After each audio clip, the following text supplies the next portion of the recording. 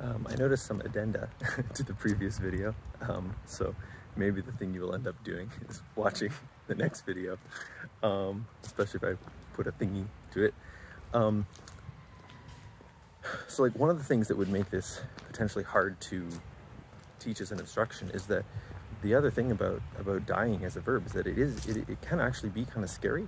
Like there's a sense in which I've found the motion and I've done it many times, and I know that it's not, you know, that I'm not actually going to discorporate, as Stranger in a Strange Land put it.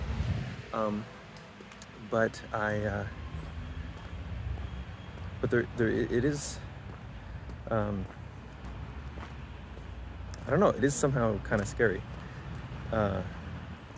That's one piece of it.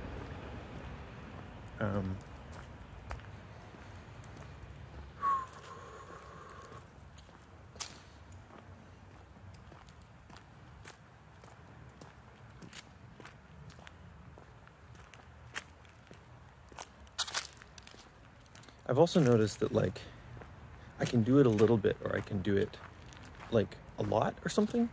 I don't quite know what's going on there, but basically, like, like last night, I was trying to decide between doing one thing or doing another thing, and, like, when I first,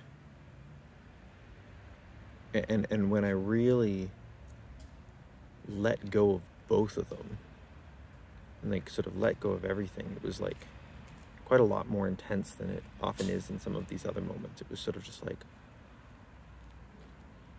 because I'd kind of collapsed myself on, oh, this or this, or, and this is kind of like the whole thing kind of got way more space to consider itself. Yeah.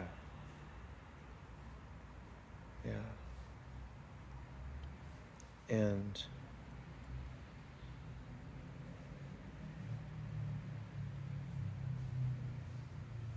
there is something about, like, when there's some sort of conflict internally between two courses of action, especially when you're on your own, and so there's some amount of time to, and space to kind of like not be on either as a default trajectory while you sense into what you want to do. That can be a really potent moment to actually just kind of die and let go of everything. And in a weird way, yeah, part of it is connected to actual death. It's like, once you're dead, you don't have anything that you're trying to cause. You know, the last will and testament is an interesting thing because it's the preservation of some causal agency from the person who was alive.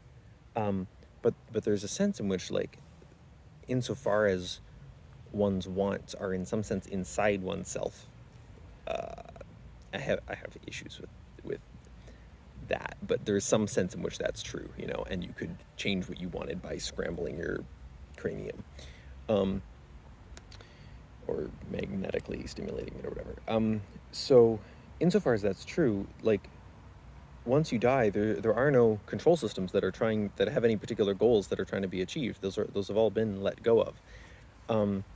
And so, you know, it's like, if you got this conflict between two courses of action, and you can start from a baseline of, like, well, suppose instead that I just died. Again, not killed myself, just died. Suppose that in this moment suppose there was just nothing instead. That's like, it's a totally different place to make that decision from than, oh, I have to make this decision.